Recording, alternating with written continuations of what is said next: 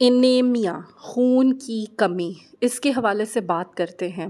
WHO की report के मुताबिक पूरी दुनिया में 40% प्रेग्नेंट ख़वातीन, 42% चिल्ड्रन एनीमिक होते हैं, उनमें खून की कमी होती है। अब सबसे बुरी बात ये है कि मेजॉरिटी ऑफ लोगों को पता ही नहीं होता कि उनके अंदर खून की कमी है या उनको एनीमिया है। उनके सिम्पटम्स मौजूद होते हैं लेकिन वो इतने साइलेंट होते हैं कि उनको पता ही नहीं चलता और उनकी बॉडी सफ़र कर रही होती है। पहले नंबर पर आ जाता है पेलनेस ऑफ द स्किन। हमारी जो स्किन है, आप किसी भी एनीमिक पेशेंट की स्किन देखेंगे तो एक वो हेल्दी स्किन से डिफरेंट होगी, वो पेल होगी, वो बिल्कुल एक डल सी स्किन होगी, वाइटिश जा रही होगी। और इसकी वजह ये होती है क्योंकि जो नॉर्मल बंदा होता है उसकी स्किन के नीचे जो कैपिलरीज मौजूद होती हैं उनमें अच्छा खून होता है, अच्छी ऑक्सीजन की एक्सचेंज जो है वो चल रही होती है, स्किन को भी एक अच्छी ब्लड सप्लाई मिल रही होती है, इस वजह से स्किन में ग्लो होता है।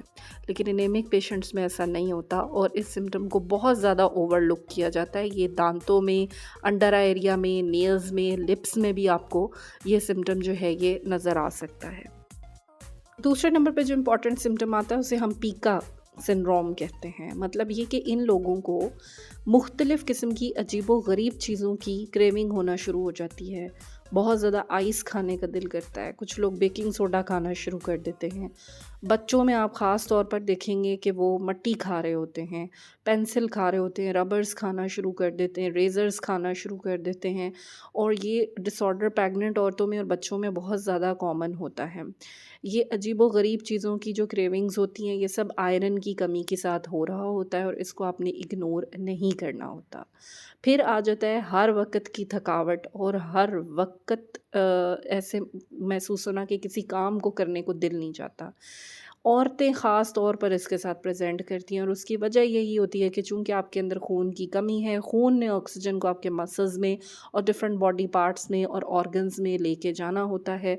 चूँकि ऑक्सीजन नहीं पहुँच रही खून की कमी की वजह से, आयरन की कमी की वजह से, तो उसकी वजह से फिर आपको हर वक़्त जो है वो थकावट महसूस होती है। आपके जो बॉडी के सेल्स होते हैं वो ऑक्सीजन डिप्राइव्ड होते हैं, उनको प्रॉपर न्यूट्रिशन नहीं मिल रही होती क्योंकि ऑक्सीजन से ग्लूकोज़ का मेटाबॉलिज़्म जो है वो आगे से आपके सेल्स के अंदर चलता है।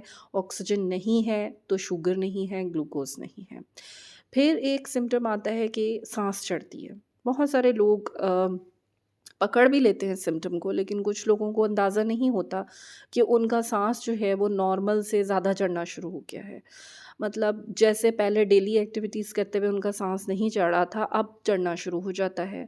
और उसकी वजह भी यही होती है कि चूँकि ऑक्सीजन की कमी होती है तो बॉडी तेज़-तेज़ साँस लेती है ताकि जल्दी-जल्दी ऑक्सीजन मिले।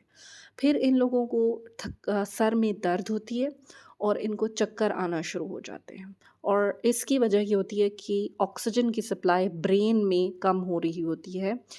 क्योंकि ब्रेन की तरफ भी ऑब्वियसली ब्लड का फ़्लो उस तरह नहीं होता, तो उसकी वजह से फिर डिज़ीनेस और सर में दर्द और इस तरह के सिम्पटम्स जो हैं वो जनरेट होना शुरू हो जाते हैं।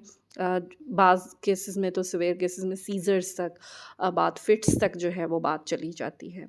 तो इस सिम्पटम को भी जो है वो किसी भी सूरत जो है वो इग्नोर नहीं करना होता।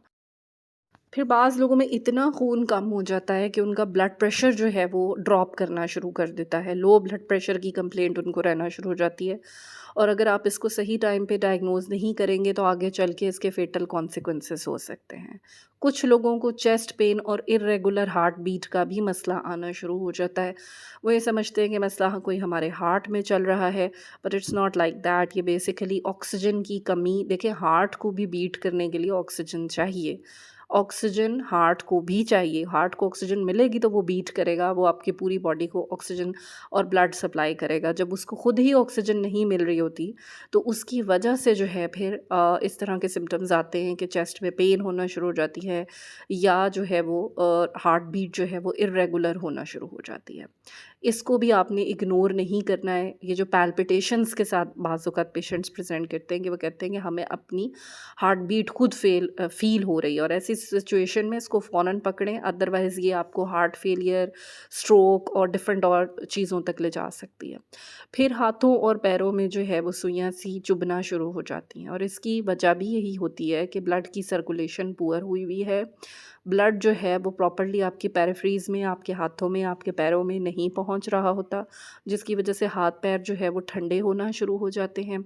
आयरन की कमी की वजह से, ऑक्सीजन की कमी की वजह से पैरों को प्रॉपर जो है वो नहीं मिल रहा होता। फिर अक्सर लोगों को टाँगों में बेचैनी, रेस्टलेस लेग सिंड्रोम जो है वो आयरन डेफिशिएंसी की वजह से होता है। सारी रात ये अपनी टाँगें इधर-उधर चलाते रहते हैं, इनको नींद नहीं आती, और वजह क्या होती है सिंपल, बाद में जब देखा जाता है तो वो आयरन डेफिशिएंसी एनीमिया निकल आता है, खून की कमी निकल आती है।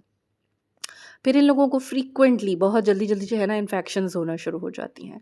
देखने में आया है कि हमारा जो इम्यून सिस्टम होता है, जिसने बैक्टीरिया से और इन सारी चीज़ों से लड़ना होता है, इसके डिफरेंट मैकेनिज़्म्स में आयरन का बहुत इम्पोर्टेंट रोल है। जिन लोगों में आयरन की कमी होती है, आयरन डेफिशिएंसी एनीमिया होता है, उनके अंदर इम्यून सिस्टम में प्रॉपर काम नहीं चल रहा होता, जिसकी वजह से इनको बार-बार इन्फेक्शंस होना शुरू हो जाती हैं। फिर इसके अलावा वाइट ब्लड सेल्स के फंक्शंस जो हैं वो भी मुतासिर होते हैं।